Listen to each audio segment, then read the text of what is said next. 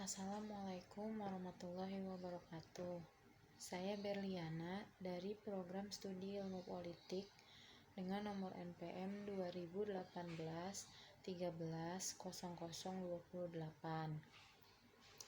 Di sini saya ingin membahas tentang fungsi peraturan perundang-undangan yang baik dan yang buruk. Di mana di sini kita akan membahas tentang bagaimana sih contoh atau salah satu bentuk dari fungsi peraturan perundang-undangan yang baik dan mana dari fungsi peraturan perundang-undangan yang buruk. Akan saya jelaskan di sini. Yang pertama, fungsi peraturan perundang-undangan yang baik. Seperti yang kita ketahui, pada masa pemerintahan Nabi Muhammad SAW, pada masa itu Nabi yang sekaligus menjadi Rasul dan menjadi pemimpin di negaranya, beliau membuat piagam atau undang-undang yang kita kenal dengan Piagam Madinah. Nah, Piagam Madinah itu apa sih? Piagam Madinah itu merupakan salah satu konstitusi tertulis pertama secara resmi yang ada dalam sepanjang sejarah perjalanan hidup manusia. Nah, jika saat sekolah kita tahu konstitusi yang paling tua yaitu hanya Magna Carta yang dikeluarkan pada tahun 1215, ternyata kita salah. Ada lagi konstitusi yang lebih tua dari Piagam Magna Carta, yaitu Piagam Madinah yang dibuat oleh Nabi Muhammad SAW. Nah, Nabi Muhammad membuat sendiri isi dari Piagam Madinah ini, di mana dalam Piagam Madinah dalam isinya itu sangat-sangat memenuhi sebagai bentuk dari fungsi peraturan perundang-undangan yang baik, di mana kita ketahui itu fungsi peraturan perundang-undangan yang baik itu mengatur hubungan dan melindungi hak-hak dari setiap warga negara, dan mengatur bagaimana mereka itu harus mengikuti kehidupan bermasyarakat gitu loh. Jadi ada tata caranya gitu. Nah, selain itu fungsi dari peraturan perundang-undangan yaitu memberikan jaminan atau hak-hak kepada setiap warga negaranya gitu. Nah, yang saya lihat dari isi Piagam Madinah ini benar-benar sama, di mana Nabi Muhammad itu memberikan hak-hak dan perlindungan tidak hanya kepada kaum muslimin, tetapi kepada kaum non-muslim juga. Jadi mereka itu diperlakukan secara adil gitu loh oleh Nabi Muhammad SAW. Yang mana ya kan kita ketahui sebagai kita amati dari pemimpin-pemimpin yang lain gitu, dalam membuat sebuah peraturan atau undang-undang pasti mereka memihak salah satu pihak saja, tidak memihak yang lain. Nah, tetapi Nabi Muhammad SAW ini sangat memihak kepada kaum manapun atau kelompok-kelompok manapun dari yang ada di negaranya tersebut, sehingga pada masanya itu negara yang dipimpin oleh Nabi Muhammad SAW itu dapat menjadi negara yang terkenal, menjadi maju dan jaya pada masanya ya, bahkan sampai terkenal ke pelosok negeri. Nah, yang kita ketahui selain itu juga di mana dalam isi Piagam Madinah itu Nabi Muhammad itu mengatur pula mengatur pula jalannya pemerintahan negara seperti yang terdapat dalam fungsi peraturan perundang-undangan. Sungguh memang Nabi Muhammad ini sangat luar biasa dalam membuat suatu undang-undang atau peraturan yang mana tidak ada salah satu yang menyebabkan pihak-pihak manapun dirugikan. Terus lalu juga dia membuat undang-undang yang memang benar-benar sesuai dilakukan sebagaimana dia menjadi pemerintah gitu. Jadi dia tahu kalau dia ini pemimpin, jadi dia membuat undang-undangnya yang benar-benar sangat bijaksana dan tidak merugikan pihak atau kaum atau kelompok manapun. Nah, selain Piagam Madinah, ternyata Indonesia pun memiliki salah satu bentuk fungsi peraturan perundang-undangan yang baik pula ya. Jadi pada awal kemerdekaan itu para tokoh pendiri bangsa membuat Piagam Jakarta atau Jakarta Charter, di mana dalam Jakarta Charter itu yang kita ketahui di dalam salah satu isinya di Pancasila itu menuliskan ketuhanan yang mewajibkan syariat bagi para pemeluk-pemeluknya, seperti itu ya kalimatnya. Nah, ternyata kan diubah tuh saat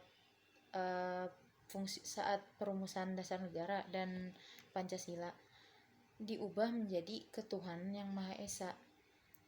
Nah, yang perlu kita ketahui pada saat itu ternyata hal ini tidak terlepas dari pengaruh dari orang yang mengaku dari Indonesia Timur, menurut pengakuan dari Dr. Andes Muhammad Hatta, yang saat itu dia menerima tamu yang merupakan orang Indonesia Timur, dan beliau merasa keberatan dengan adanya kalimat pada Pancasila ayat pertama. Tentu hal ini menimbulkan perselisihan di kalangan para tokoh pendiri bangsa. Nah, akhirnya pun para pendiri bangsa ini mulai memusyawarahkan bagaimana apa yang harus kita lakukan dengan masukan dari Indonesia Timur ini, sedangkan kita baru ingin melepas penjajahan yang ada di Indonesia. Tapi jika kita tidak melakukan perubahan pada Pancasila ini, mungkin saja yang di Indonesia Timur tidak akan mau bersatu dengan kita, karena mayoritas agama di Indonesia bagian timur itu tidak semuanya menganut agama Islam, tetapi menganut agama-agama yang lain.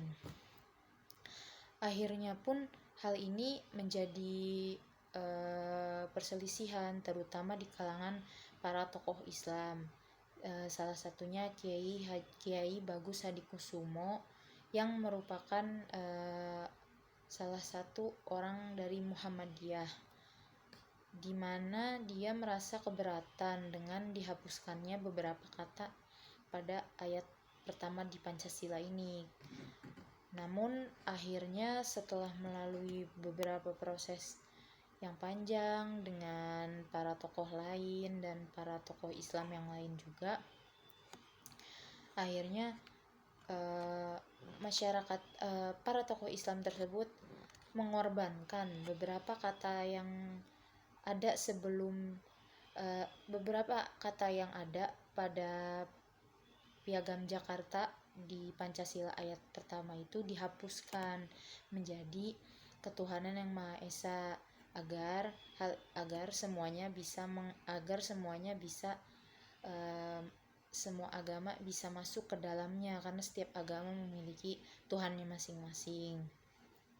Nah, akhirnya pun setelah dikorbankannya beberapa kata tersebut, akhirnya para tokoh tersebut menyetujui diubahnya kata tersebut dan menjadi ketuhanan yang Maha Esa.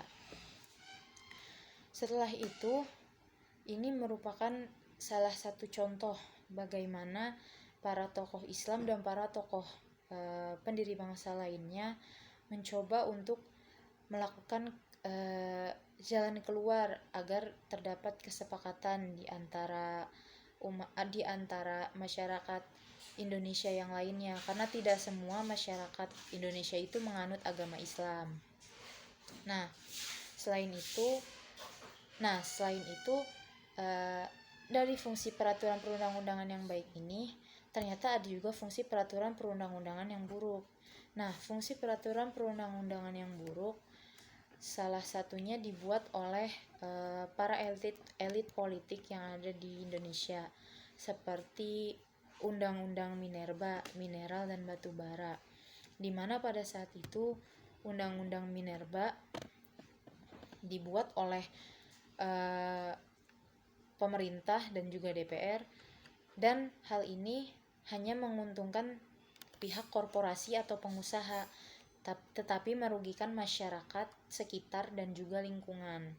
Seperti yang kita ketahui, Indonesia ini merupakan negara yang sangat kaya akan sumber daya alamnya, yang mungkin tidak bisa dihitung dengan ratusan atau ribuan miliar saja, karena kekayaan di Indonesia ini sangat benar-benar banyak. Nah, akhirnya setelah ditelisik lagi, ternyata dalam membuat undang-undang ini, para masyarakat yang merasa dirugikan menilai adanya potensi korupsi dari undang-undang ini, di mana penyetoran hasil sumber daya Indonesia yang telah dikelola oleh beberapa korporasi atau pengusaha itu tidak sebanding dengan jumlah kekayaan yang ada di Indonesia gitu loh. Nah, tentu ini menjadi perdebatan, karena memang benar bahwa undang-undang yang dibuat ini tidak berdasarkan kesepakatan seluruh masyarakat dan juga seluruh pihak lainnya, hanya menguntungkan satu pihak saja. Selain itu ada Undang-Undang Ketenagakerjaan, di mana Undang-Undang Ketenagakerjaan yang dibuat oleh para elit politik yang memiliki kepentingan, sebelum direvisi, Undang-Undang Ketenagakerjaan ini memiliki salah satu pasal, yaitu di mana jika ada buruh yang keluar dari tempat kerja, maka akan diberikan 9 kali pesangon gaji. Sedangkan setelah direvisi, buruh itu hanya akan mendapatkan 5 kali gaji. Nah, tentu hal ini memicu lagi naik pitam dari para buruh, sebab dirasa tidak adil dengan revisi yang baru sekarang ini, karena ini merugikan para buruh yang telah bekerja dan menguntungkan pengusaha. Selain itu, dalam Undang-Undang RUU Ketenagakerjaan pada saat itu dituliskan bahwa dalam salah satu pasalnya membebaskan TKA, tenaga kerja asing, untuk bekerja di Indonesia. Nah, hal ini pun termasuk salah satu kerugian yang akan diterima oleh para buruh, di mana mereka selain harus bersaing dengan warganya sendiri, dengan teman-temannya sendiri, mereka pun harus bersaing dengan orang luar juga gitu untuk mendapatkan pekerjaan di Indonesia. Lalu dalam RUU Ketenagakerjaan ini, jika kita lihat, ternyata memang beberapa pasal atau isinya sangat merugikan bagi para buruh dan sangat menguntungkan bagi para pengusaha, karena mereka karena yang tadinya sebelum direvisi RUU ini sangat memberikan buruh-buruh tersebut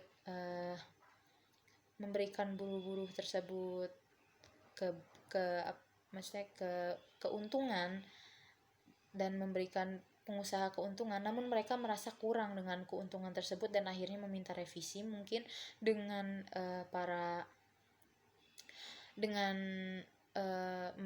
meminta revisi mungkin dalam RUU ini agar bisa lebih menguntungkan mereka lagi. Nah, itu merupakan dua RUU tersebut merupakan salah satu contoh dari fungsi peraturan perundang-undangan yang buruk, sebab